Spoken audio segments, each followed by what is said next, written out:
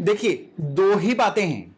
या तो आप अपने जीवन को कंट्रोल करते हैं या आपका जीवन आपको कंट्रोल करता है, लेकिन दोनों बहुत ही डिफरेंट बातें हैं। यहां जीवन से मतलब है परिस्थितियां, सिचुएशंस। आप नोट करिए, जब भी सिचुएशंस आप पे हावी हो जाती हैं, आपका कंट्रोल ही खत्म हो जाता है, तो क्या होता है? तब आते हैं संघर्ष, तब आते हैं दुख और तब आते हैं अभाव।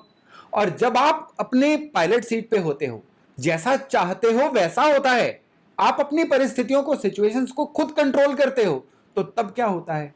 तब आप अपनी टर्म्स डिक्टेट करते हो।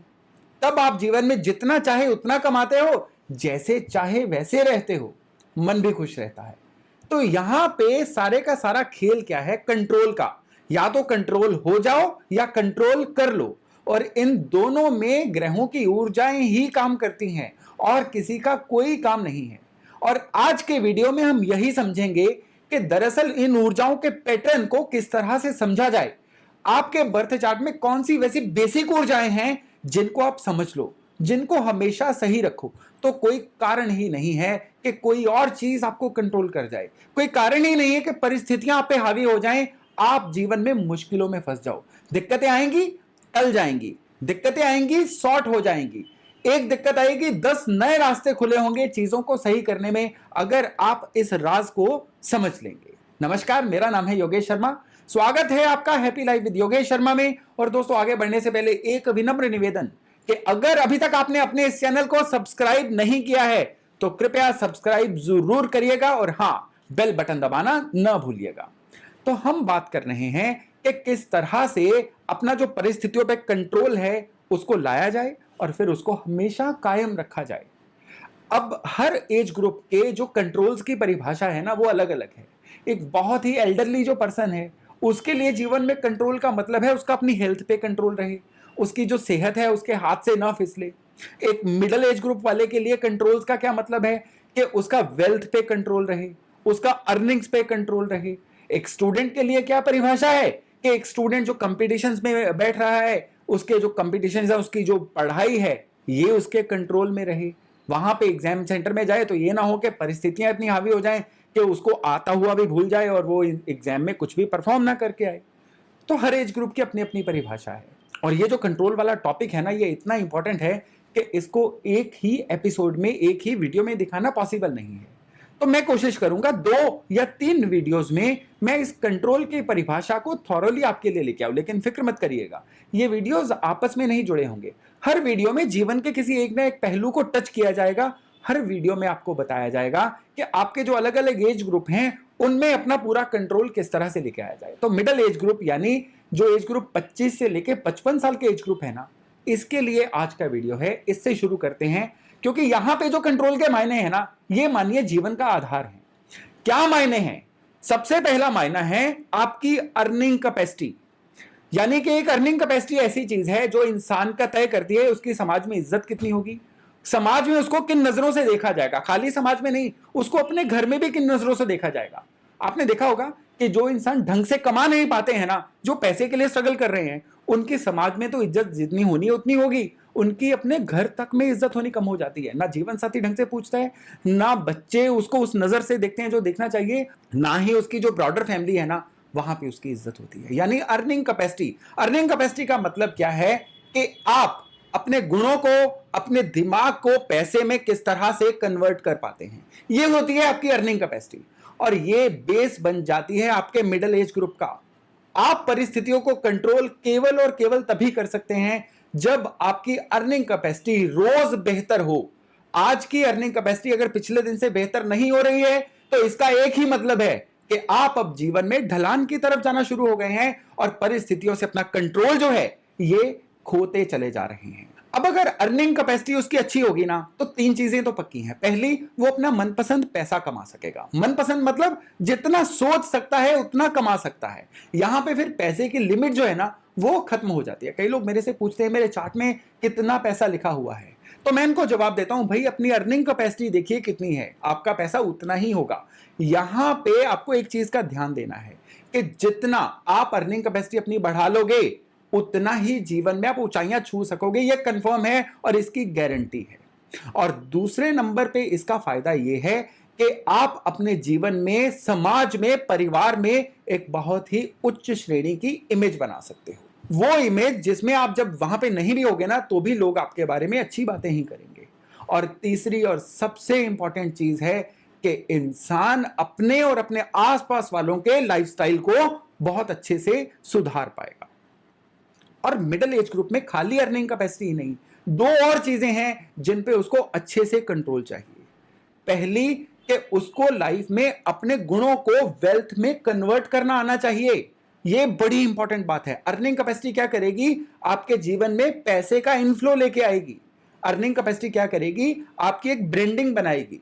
आपकी वो ब्रांडिंग, आपकी लाइफ में आने वाला पैसा, ये सब चीजें अगर वेल्थ में कन्वर्ट नहीं हो पाई, अगर वो प्रॉपर्टी में कन्वर्ट नहीं हो पाई, एक अच्छे फिक्स्ड बैंक बैलेंस में कन्वर्ट नहीं हो पाई, तो उसका कोई फायदा नहीं है। फिर क्या होता है कि एक फ्लश में पैसा आता है और उसी तरह से हाथ से फिसल जाता है। किसी का कहीं फंस जाता है, किसी का कहीं खर्च हो जाता है, कहीं रिश्तेदार ले उड़ते हैं, कहीं बच्चे पैसा उजाड़ देते हैं, कई कारण बनते हैं, लेकिन वो अपनी अर्निंग कैपेसिटी को वेल्थ में कन्वर्ट नहीं कर पाता है। और उसकी वजह से जीवन में कई बार क्या होता है, अब लाइफस्टाइल तो बढ़ चुका होता है, कर्जे आने शुरू हो जाते हैं। और यहीं पे कंट्रोल नंबर 2 आता है कि अगर कर्जे आ गए हैं तो परिस्थितियों को किस तरह से कंट्रोल किया जाए कि वो कर्जे उतर जाएं। अब यहां पे इनके पीछे जो ऊर्जाएं हैं, इसी वीडियो में आगे चल के उनको डिस्कस करेंगे, कौन से ग्रह हैं जो इसके लिए जिम्मेदार हैं, इनको बैलेंस कैसे किया जाए। लेकिन उससे पहले आपको ये पॉइंट जो है दिमाग में रखने ही रखने हैं। और मिडिल एज ग्रुप में ही तीसरा सबसे बड़ा पॉइंट है, वो है चीजों को रेगुलर रखना। आपके पास अर्निंग कैपेसिटी भी आ गई, आपने उस अर्निंग कैपेसिटी को वेल्थ में कन्वर्ट करने की कला भी सीख ली। अब सबसे बड़ा पॉइंट आता है ऐसे कंट्रोल का जो आपको डेवलप करना है कि चीजें रेगुलर रहें। ये ना हो कि आपकी जो सफलता है ये एक छोटा सा बुलबुला भर बन के रह जाए। यानी एक बार आप सफलता के रास्ते पे चलने शुरू हो गए ना, फिर चाहे आपकी ग्रह दशा बदलती रहे, गोचर बदलते रहें, लेकिन सफलता का जो आपका प्रोग्रेस चार्ट है ना, ये हमेशा निरंतर रहना चाहिए। यानी निरंतरता पे कंट्रोल। तो मैं चीजों को आपको एक बार फिर से बताता हूं। पहले नंबर पे मिडिल एज ग्रुप में आपको कंट्रोल चाहिए अर्निंग कैपेसिटी को बेटर करने का। दूसरा कंट्रोल आपको चाहिए इस अर्निंग कैपेसिटी को वेल्थ में कन्वर्ट करने का। और तीसरा कंट्रोल चाहिए कि ये जो आपकी प्रोग्रेस बन रही है ना, अब ये मेंटेन रहे, ये लगातार रहे, यानी कि इसमें फ्लक्चुएशन ना आए। अब आइए जानते हैं कि इनके पीछे कौन कौन सी ऊर्जाएं काम करती हैं। आपकी अर्निंग कैपेसिटी, इसके पीछे 3 ग्रह बहुत इंपॉर्टेंट है, 3 ऊर्जाएं बहुत ही महत्वपूर्ण है। सबसे पहली ऊर्जा है मंगल की, दूसरी ऊर्जा है बुध की, और तीसरी ऊर्जा है शनि की। ये जो 3 ऊर्जाएं हैं ना, ये आपके जीवन में हमेशा बैलेंस होनी चाहिए। अगर मंगल खराब होंगे तो क्या होगा कि आपके अंदर अपनी अर्निंग कैपेसिटी को बढ़ाने लायक स्किल्स ही नहीं बनेंगी। देखिए, अर्निंग कैपेसिटी किसकी बढ़ती है? अर्निंग कैपेसिटी उसकी बढ़ती है जो बाकियों से डिफरेंट होता है। अर्निंग कैपेसिटी उसकी बढ़ती है जो इंसान सही मौके पे सही फैसले ले पाता है। अर्निंग कैपेसिटी उसकी बढ़ती है जिसको पता होता है कहां पे मना करना और कहां पे हां करनी है। तो ये सारी की सारी ऊर्जाएं जो है ना, मंगल, बुध और शनि के द्वारा कंट्रोल होती हैं। मंगल सही होंगे ना तो आपके अंदर वो गुण, वो स्किल्स डेवलप हो जाएंगी जिससे आप मन चाही अर्निंग कैपेसिटी अपनी बढ़ा सकते हो। आप पत्थर को सोना करने की कला भी मंगल को अच्छा करने से सीख सकते हो। और जब बुध अच्छे होंगे, ये डिसीजन मेकिंग को बड़ा ही प्योर करते हैं। ये बुध इंसान को उस तरह का चतुर बना देते हैं कि जो इंसान आगे एड़ियां उठा के आने वाले समय को भांप लेता है और उसके हिसाब से ही आज की अपनी प्लानिंग सेट करता है। वो कहते हैं ना कि आज आप जितने भी जिंदगी में जो भी परिस्थितियां हैं ना, ये पास्ट में किए गए कर्मों का नतीजा है, और आज जो भी कर रहे हैं ना, उसका रिजल्ट आने वाले समय में दिखेगा। ये सारी की सारी चीजें बुध की हैं। आज के दिन में आप जो भी फैसला लोगे ना, या आपकी जो भी हैबिट्स होंगी, ये सारी की सारी बुध के द्वारा कंट्रोल होती हैं। आपकी हैबिट्स डिसिप्लिन्ड होंगी, आपकी हैबिट्स लगातार सीखने की होंगी, आपकी हैबिट्स चीजों को अच्छा करने की होंगी। ये सारे के सारे बुध के लक्षण हैं। जिनके बुध खराब होते हैं वो क्या करते हैं? टाइम बड़ा वेस्ट करते हैं। जिनके बुध खराब होते हैं ना, वो चीजों में, गॉसिप में बड़ा यकीन रखते हैं। गॉसिप बहुत करते रहेंगे, उनसे ज्ञान दुनिया भर का ले लो तो वे चलती फिरती वो व्हाट्सएप यूनिवर्सिटी जैसे होती है ना, वो उस तरह के लोग होते हैं। लेकिन जब चीजों को अप्लाई करने की बारी आती है, एकदम से ब्लैंक हो जाते हैं। यानी लोगों को तो ज्ञान देंगे, लेकिन खुद के लिए उनके पास कोई भी प्लान नहीं होगा। अनप्लैंड होके चलना आपकी अर्निंग कैपेसिटी का दुश्मन होता है, और अनप्लैंड होके चलना खराब बुध का लक्षण होता है। खराब बुध का लक्षण और एक होता है कि इंसान लोगों से संबंध अच्छे नहीं बना पाता, उसकी कम्युनिकेशन स्किल्स जो है ना ये बहुत ही खराब होती हैं। अपना मतलब निकाल लेगा, लेकिन जब लोगों के काम आने की बारी आएगी ना ये एकदम से लोगों की तरफ पीठ कर लेगा, और उससे क्या होगा, वो वाला सर्कल ही डेवलप नहीं हो पाता है जिसकी वजह से कल को वो इंसान जीवन में ग्रो करेगा। क्योंकि लोगों से अच्छे संबंध बना के रखना अपनी अर्निंग कैपेसिटी को बनाने का सबसे एक महत्वपूर्ण इंग्रेडिएंट है। अब ये रेसिपी का एक बहुत बड़ा पार्ट है लाइफ में अर्निंग कैपेसिटी को प्योर करने का। और बुध के बाद बारी आती है शनि की। शनि ये ग्रह हैं आपके कर्मों के। आप जीवन में कुछ भी कर रहे हैं वो शनि है। आप सो भी रहे हैं शनि है, जाग रहे हैं शनि है, मेहनत कर रहे हैं शनि है, आलस कर रहे हैं शनि है, आज का काम आज ही कंप्लीट कर रहे हैं वो भी शनि है, आज का काम कल पे टाल रहे हैं वो भी शनि है। खराब चीजों में शनि खराब है, अच्छी चीजों में शनि अच्छे हैं, इतना ही सरल है ये।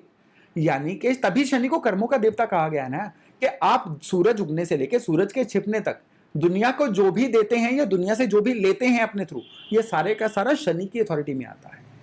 तो आप शनि को अगर अच्छा करेंगे ना तो आप कंट्रीब्यूटर भी बनेंगे, और जितना कंट्रीब्यूटर बनेंगे इसका मतलब सीधा सीधा है आप अपनी अर्निंग कैपेसिटी को बढ़ा रहे हो।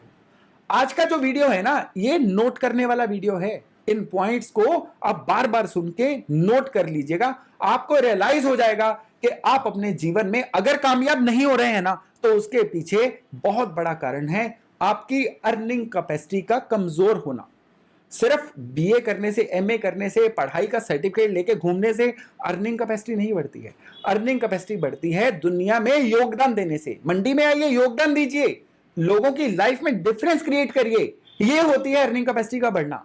और मंगल, बुध और शनि इन तीनों को सही रखिए। अब आपके दिमाग में आ रहा होगा कि भाई सुन तो लिया, ज्ञान तो ले लिया कि मंगल, बुध और शनि को सही करना कैसे है। बहुत आसान है, घर के वास्तु में भी इनको सही करिए और अपने पर्सनल बर्थ चार्ट में भी सही करिए। बर्थ चार्ट में ये तीनों जहां जहां बैठे हुए हैं वहां पे तो बर्थ चार्ट को दिखाने के बाद ही आपको पता चलेगा कि आपको मंगल, बुध और शनि को सही कैसे करना है। लेकिन इसके कुछ जेनेरिक रूल्स भी हैं, अगर आप इनको अपना लेंगे ना तो डेफिनेटली आप बिना चार्ट देखे भी अपने मंगल, बुध और शनि को सही कर पाएंगे। मंगल को सही करने के लिए हर मंगलवार को आप गरीबों में या लोगों में मीठा डिस्ट्रीब्यूट करते रहिए। यकीन मानिए ये बहुत ही प्रभावशाली रेमेडी है। इससे क्या होता है, आपके मंगल जो है ना ये सदा कंट्रोल में रहते हैं। आपके मंगल अगर सही रहेंगे ना तो आपका अपने जीवन पे कंट्रोल बहुत अच्छा बढ़ेगा। बुध को सही करने के लिए कांसे के यानी ब्रॉन्ज के बर्तन में हरी दाल जो होती है, साबुत मूंग, उसको रात भर भिगोइए और सुबह पक्षियों को डालते रहिए। बुध को सही करने का सबसे हार्मलेस तरीका ये है, और ये तरीका हमेशा ही असर देता है। और शनि को सही करने के लिए जो सबसे अच्छा तरीका है वो है पीपल के पेड़ को जल देना। नॉर्मली लोग शनि देव पे उड़द और तेल चढ़ाने को शनि शांत करने का एक अच्छा तरीका मानते हैं। यह तरीका कई कुंडलियों में अलाउड नहीं होता है। कईयों के शनि की एक पर्टिकुलर पोजीशन है, उसमें अगर शनि की चीजें दान की जाए तो शनि उल्टे बिगड़ जाते हैं। इसलिए शनि को अगर आपने निरंतरता से सही करना है ना तो आप पीपल के पेड़ को शनिवार सुबह जल देते रहिए। यह सबसे हार्मलेस तरीका है शनि को अपनी फेवर में करने का। इसके अलावा जो सिविल लेबर होती है ना, मकान बनाने वाले मजदूर, बीच बीच में उनको खाने का कोई ना कोई सामान देते रहिए। कभी समोसे दे दिए, कभी कुछ मिठाई दे दी, कुछ भी देते रहिए। इससे भी जो शनि है ना ये सही रहते हैं। और ये जब मंगल, बुध और शनि आपके सही हो जाएंगे ना, आपकी ऊर्जा ही ऐसी बन जाएगी कि आप अपने आप ही अपनी अर्निंग कैपेसिटी को बेहतर करने की तरफ चलना शुरू हो जाओगे। और जब अर्निंग कैपेसिटी बढ़ेगी ना, जीवन में पैसे का इनफ्लो डेफिनेटली बढ़ेगा ही बढ़ेगा। अब इसके बाद बारी आती है कि जीवन में आपकी जो अर्निंग कैपेसिटी है इसको वेल्थ में कन्वर्ट कैसे किया जाए। कौन से ऐसी ऊर्जाएं हैं जिनको अगर आप सही कर लो तो आपकी जितनी भी अर्निंग कैपेसिटी है ना आप उसको वेल्थ में कन्वर्ट कर सकते हो। तो इसकी जानकारी लेंगे हम अगले वीडियो में, तो बने रहिएगा मेरे साथ। उसमें हम देखेंगे कि आपकी अर्निंग कैपेसिटी को किन ऊर्जाओं के थ्रू आप हमेशा वेल्थ में कन्वर्ट कर सकते हो, कभी ना खत्म होने वाली वेल्थ में। और इसके अलावा हम ये भी देखेंगे कि जो इसका तीसरा बिंदु था ना यानी मिडिल एज ग्रुप का, वो था कि निरंतरता, रेगुलरिटी कैसे लेनी है। एक बार जब आप तरक्की के रास्ते पे चलना शुरू हो गए, वापस नीचे ना आओ, इसके लिए आपको क्या प्रबंध करने होंगे ताकि आप अपने जीवन पर पूरा कंट्रोल ले सको। तो इसके लिए मेरे साथ बने रहिएगा। अगले वीडियो में मिलते हैं इस जानकारी के साथ। तब तक अपना खूब ध्यान रखिएगा। नमस्कार।